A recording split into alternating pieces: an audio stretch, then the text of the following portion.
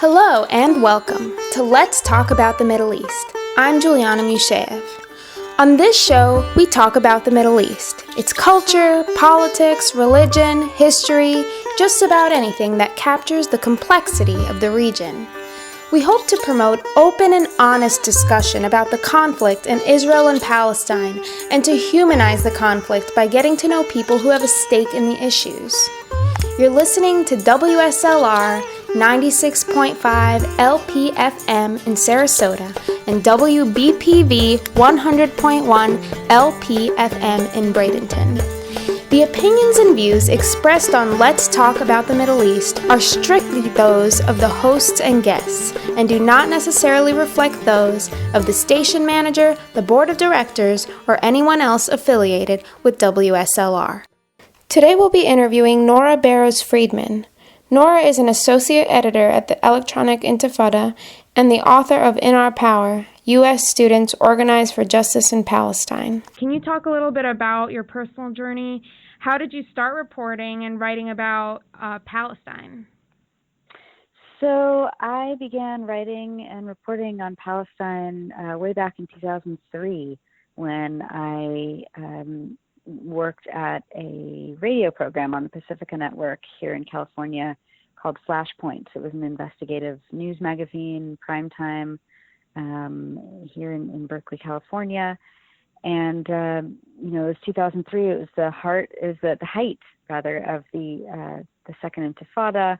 And it was also, I actually began working there the week that we invaded Iraq. So there was so much happening in the Middle East and so much to talk about in terms of how, U.S. imperial power in the Middle East was affecting people on the ground, which was, not something that mainstream corporate media was taking into account. So I started reporting on Palestine back then, and here we are 13 years later. For the last 6 years, I've been working at the Electronic Intifada as an associate editor and staff reporter. It's been 13 years of reporting on Palestine. Yeah. And you published a book, too, on student organizing, right, called That's In right. Our Power. And you document the voices of young student activists. Can you talk a little bit about your book and what led you to writing it? And also, what kinds of things did you hear from the organizers that you interviewed? So the book basically chronicles and documents the experiences of dozens I think I interviewed about 70 students on more than 30 college campuses across the U.S. in 2013 and 2014. Who are organizing on their campuses for Palestinian rights and, especially, urging their universities to divest from corporations in their portfolio, that their tuition dollars are invested in. So, from everywhere from, community college students to, grad students at Ivy Leagues. I interviewed them and they told me about what it was like to organize in support of Palestinian rights and the challenges that they face every day, especially the Palestinian students of color, Muslim students, who not only face backlash for their organizing, but also are harassed in a very racist and troubling way. Are there ways that it differs? Because, like you said, there is a lot of repression faced on this particular issue, and students have been on the forefront of organizing for climate justice, for racial justice, and of course there has been repression on those fronts too, but are there ways that the student movement for Palestinian rights is different and faces different types of repression? Yes, very much so. In fact, the Israeli government itself has helped initiate a very coordinated and very well-financed backlash in order to suppress student activism in support of Palestinian rights. So, along with these U.S.-based Israel lobby organizations, the Israeli government is also helping to try and control student speech in this country. when it comes to criticism of Israel and Israeli policies.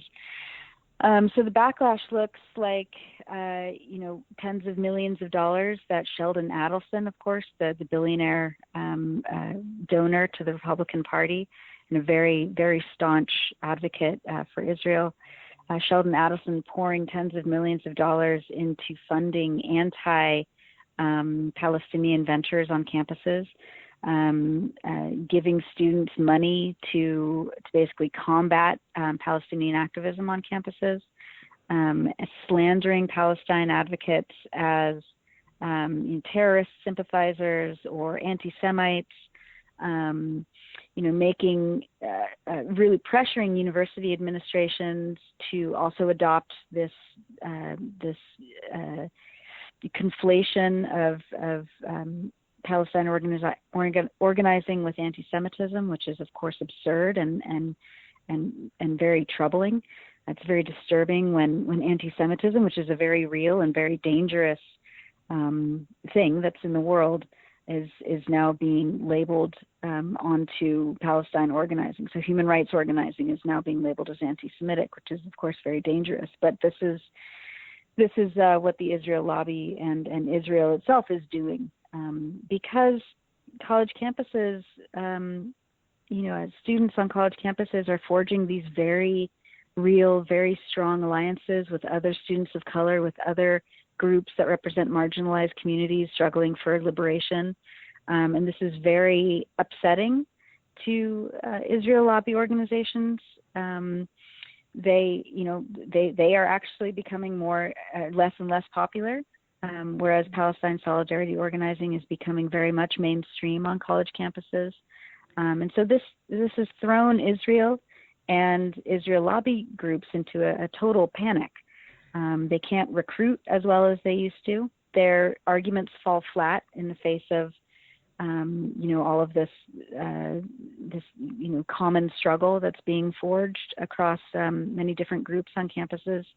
And of course, they can't debate the facts when students ask them questions about, how can you support, Israeli soldiers shooting, extrajudicially assassinating, activist leaders? How can you support the Israeli government stealing more land for settlements? How can you support the slaughter that happened in Gaza in 2014? When Israel's defenders can't debate the facts, they resort to slander and name calling and character assassination.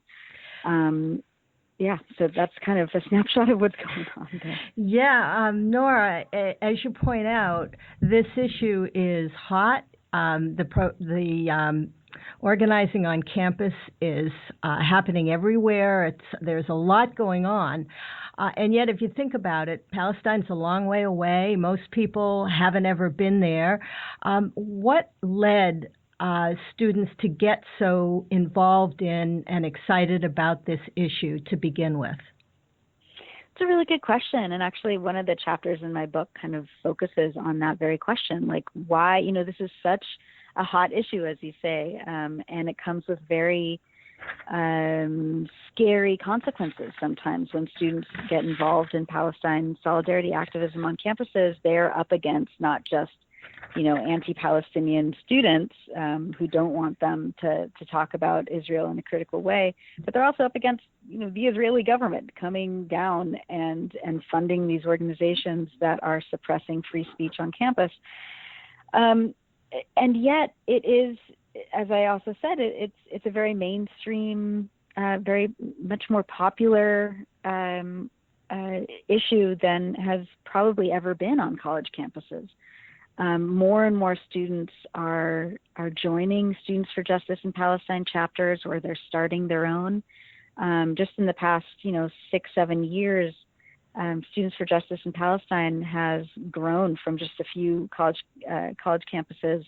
It began here at UC Berkeley to, hundreds all across the U.S., and more are being added every school year. I think it has to do with a bunch of different factors. Of course, Palestinian American students, have always had spaces in their communities in college to to express themselves, to find community, to celebrate Palestinian culture. And so that's not a new thing, but for other students who aren't Palestinian, haven't been aware of what's happening in Palestine, I think that as SJPs get more and more popular on campus and connect the struggle of Palestine liberation to other struggles of liberation, we see across the country Palestine solidarity organizations teaming up with Black Lives Matter groups across campuses. We see them pairing up with immigrant rights groups on campuses and indigenous rights groups. We see these bonds of solidarity becoming stronger and stronger. And I think that when you situate the situation in Palestine into a larger global context of U.S. foreign policy, of the effects of settler colonialism, of racism, of apartheid, of all of these issues that so many students are very passionate about and passionate about struggling against, I think that Palestine is, of course, a very popular issue, and students are making these connections more than ever. Yeah, and yet, even though the issue is extremely popular on campuses and students are really digging into it, and it's become quite a popular issue, as you point out, it hasn't been picked up by liberals in general. In fact, like climate change and LGBTQ rights, some of the issues that have started on campuses have been almost fully incorporated by the Democratic Party and by the liberal establishment. The same is not true for this issue. Can you comment on that? Why do you think that is? Yeah, well, there's always the adage that the progressive except for Palestine, the PEP squad. And I think that, we're seeing a lot of that play out right now at the DNC, where, the Democratic Party platform is very much supportive of Israeli policies, and the Democratic nominee Hillary Clinton has stood before AIPAC a few months ago and gave this incredibly right-wing speech about how she supports Israel no matter what, and she will give more money to Israel, and she will fight Palestinians, and she'll support Israel's war against Palestinians. I mean, it was just terrifying. And that is mainstream liberal Democrat party line, unfortunately. And I think more and more, the Democratic Party is losing ground with grassroots, with the rank and file members. I was just speaking with one of my colleagues who is at the DNC earlier today, and she was saying that there are just so many delegates at the convention who are wearing, shirts that the U.S. Campaign to End the Israeli Occupation and Jewish Voice for Peace have been giving out, which say Palestinians, deserve human rights. I mean, what a shockingly radical concept, but here we are. But the thing is that they were flying off the shelves. They couldn't keep the shirts or the stickers or the signs coming fast enough. So I think that as Palestine solidarity activism becomes more mainstream on campuses, it's becoming more mainstream in activism circles, no matter whether they're on the total radical left or more mainstream. And that's something that the Democratic Party and the liberal establishment is going to have to contend with. People know what's going on in Palestine. People are not buying Israel's version of events any longer as they did in the past. Just like with this unfettered uncritical support. I think that people understand that Palestinians have been the victim of U.S. sponsored Israeli policy of dispossession, of colonialism, of occupation for 7 decades now, and they do deserve human rights. So these are students, but it's amazing what they've been able to accomplish. you know, in the decade or so that, I mean, has it been a decade, or it's pretty recent that they've been, go ahead. Yeah, no, it's been about a decade in terms of Palestine solidarity activism becoming a little bit more popular on campus, because that was, you know, in 2005, the Palestinian civil society launched the call for boycott, divestment, and sanctions. That call was signed by over 170 different civil society organizations in Palestine, calling for the international community to act in defense of international law and in defense of human rights for Palestinians and equal rights. And so that kind of gave already established Palestine solidarity organizations on campus this new sort of resurgence of energy. Talk about some of the victories achieved by this student movement. I know a lot of campuses have agreed to divest. Yeah, absolutely. Yes, in the past 6 years, there have been many victories. Dozens of student governments around the country have passed resolutions to urge their administration to divest from companies that profit from Israel's occupation. Of course, these are largely symbolic because student governments are not able to influence the department that handles investments that easily. That said, there is consensus that is building. I mean, here in California, 7 out of 9 undergraduate campuses in the UC system have voted to divest from these companies, and that just leaves really the administration, the UC regents who are the governing body of the University of California system, to implement the students' demands. And there is consensus. 7 out of 9 campuses are saying we don't want our tuition dollars to go to fund settlements or land theft or Israel's mass incarceration of Palestinians, especially Palestinian youth. It took, I think, decades of organizing to get the UC system to finally divest from South African apartheid in the late 1980s. And so people who were involved in that struggle are making the connections between what it took to get the UC to finally respond to students' demands, and how that's playing out now. That said, there have been dozens of resolutions that have been passed, but there's also been dozens of resolutions that have not passed, where students bring a resolution to the student government table and they vote on it and they don't pass. That said, students who are involved in Palestine solidarity activism always say that it's not a defeat, that even though the resolution didn't pass, what it did was spark conversation on campus. And once you have a conversation with another student who's like, what's all this talk I hear about divestment? What does this mean? What is Israel doing? What is the problem here? I've only heard about Israel being a beacon unto others, and this democratic light in a sea of dictatorships in the Middle East. What is Israel actually doing? And so students are able to start conversations on their campuses, between students, in their classrooms, and in public hearings, like at a student government meeting.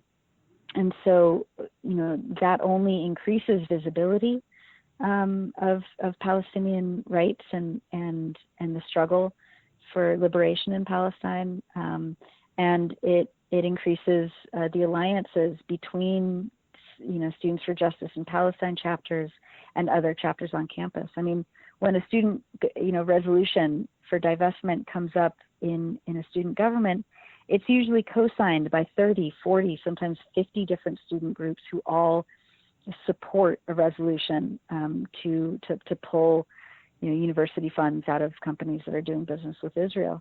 And I think that's an incredible victory. There's also other victories where students have rallied around their cafeterias purchasing of Sabra hummus, Sabra is a brand that's owned by a company that supports the Israeli military.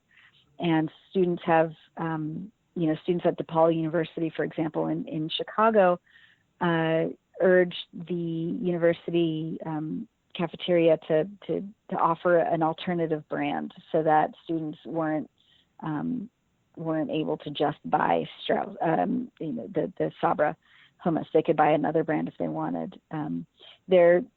Students are doing very creative, direct actions that also bring visibility to the Palestine issue all the time. And divestment campaigns are definitely one of them. So, and right now, the DNC is happening. The entire nation is focused on the election.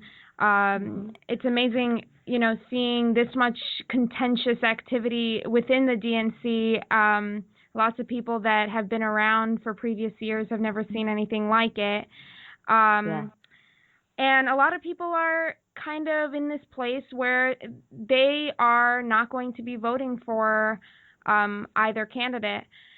I did want to ask, how do you see the movement unfolding, if you have any thoughts on it, under a Trump presidency versus a Clinton presidency?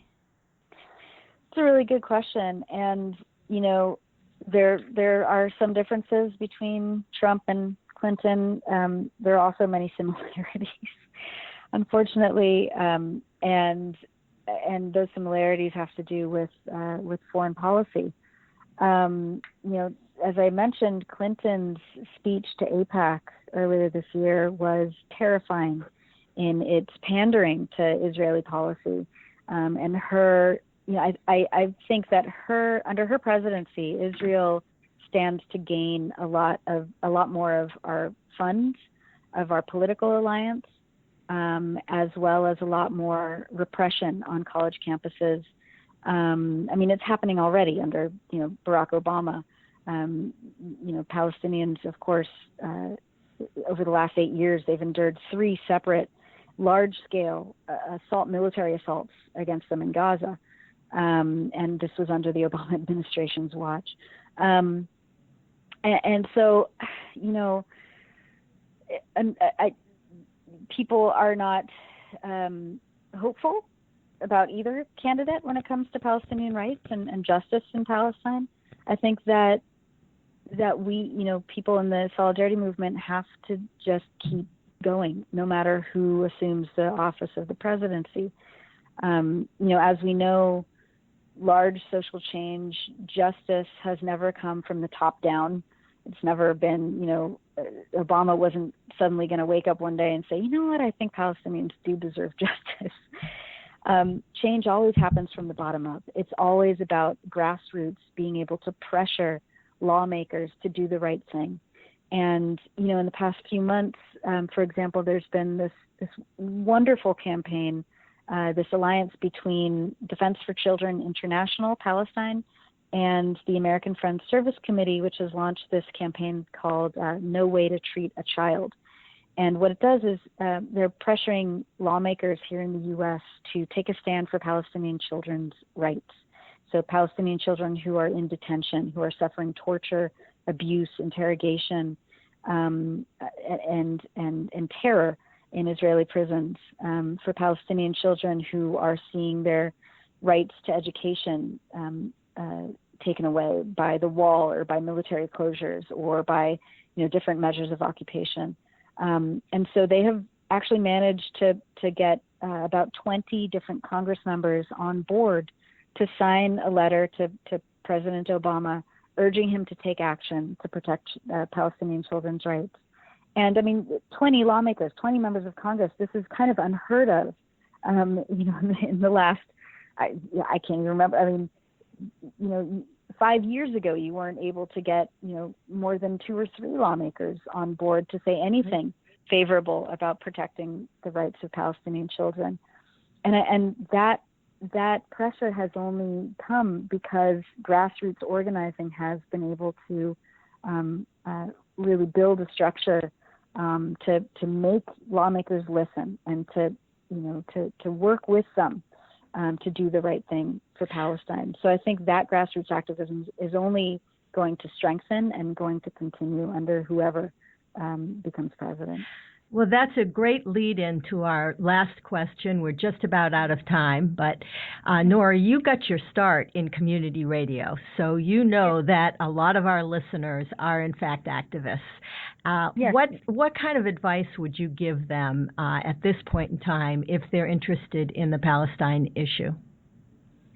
I think that what's so important these days is to work within your own community, with your own local government, with your own members of city council, to see where action is needed, not just in your own community, but how to connect that to the Palestinian struggle. So I think of activists in St. Louis who have been organizing tirelessly to secure water rights for members of their own community, to make sure that members of their community have access to clean, healthy drinking water, as well as working to make sure that Palestinians under occupation also have access to clean, healthy drinking water, which oftentimes they don't. Of course, if you read anything about water access in Palestine, you'll know that Israel steals water resources along with land. And so using these very direct and strong levers of solidarity is a real important way to get things done. Here in Berkeley, in the Berkeley City Council, just a few days ago, the City Council finally passed a resolution to disinvest from private prisons, including G4S, which is the largest employer of private security in the world, and which also is it manages detention centers in which Palestinians are warehoused by the Israeli state. And in it, Palestinians endure torture and interrogation and abuse, including Palestinian children who are enduring that. So Berkeley City Council passed a resolution only because of sustained pressure by members of the local community, by people who are interested in ending mass incarceration here and ending mass incarceration for Palestinians. And there are so many activism groups. I mean, there's Jewish Voice for Peace. You don't have to be Jewish to join it.